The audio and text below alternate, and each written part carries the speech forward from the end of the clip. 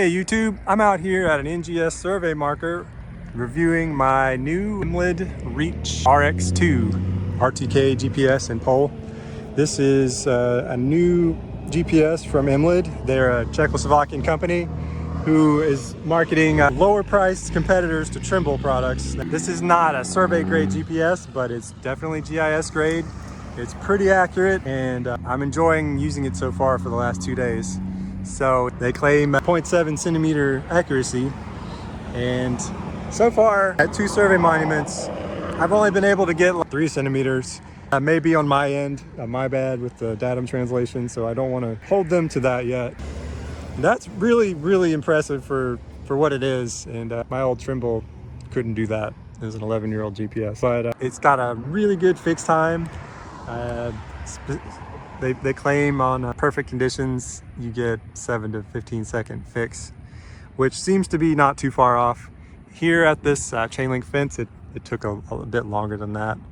I was in a ravine yesterday with a pretty deep hill cover, and it didn't have any problems whatsoever.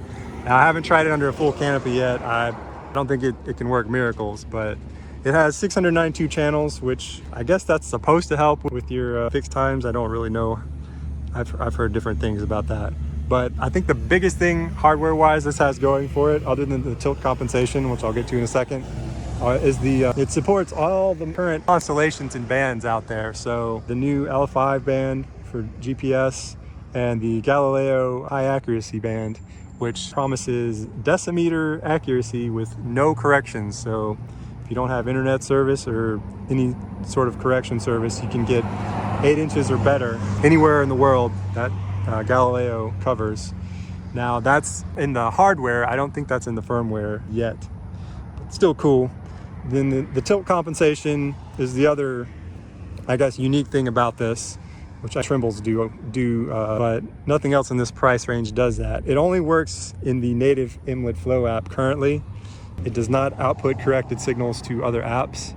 So in Esri field maps, you still got to use the bubble level, and unfortunately when you lose your fix and you have the IMU enabled, it does need to be recalibrated often, and that can wreak havoc. So you need to keep it turned off when you're using field maps.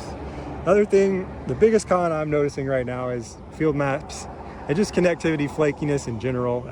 It randomly disconnects, and I've tried it on 2 phones, an iOS and an Android, and I think it's still a little beta. Hopefully they fix that and smooth it out.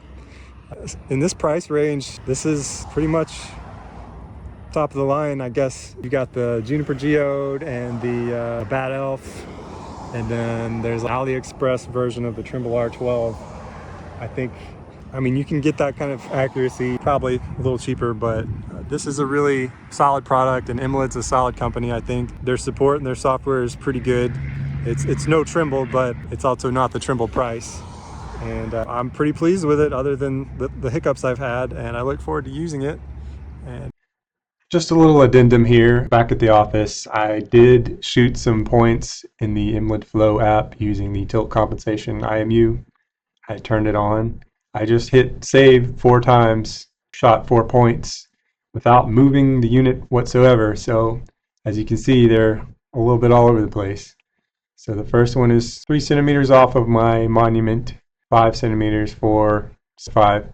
So I don't know why that is, but that's perfectly acceptable in my world. GIS stands for Get It Surveyed, so I will never need anything that great. I am going to toy around with the settings a little more. I may be able to tweak that better, but you zoom out, it's really insignificant for me, at least. I will show you real quick the Emlid Flow Cloud app. It's pretty rudimentary, but it is a nice feature to have if you just want to shoot some points real quick. The other tools, the traverse and stuff, that's all behind a paywall. It does a job, and you can export to these formats. Yeah, that's that. So thanks for watching.